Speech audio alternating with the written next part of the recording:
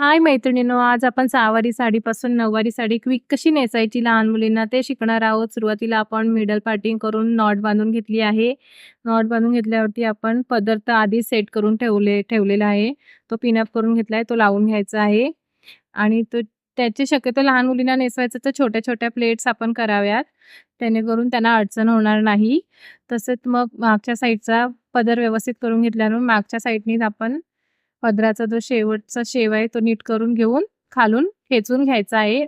साडीचा उरलेला पार्ट खेचून घ्यायचा आहे आणि त्याच्या छोट्या-छोट्या प्लेट्स करायच्या आहेत.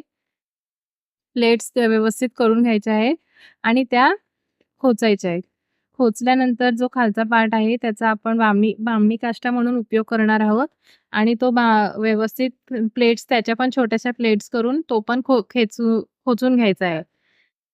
तो खोचल्यानंतर तिथे पिन करून घ्यायचा आहे.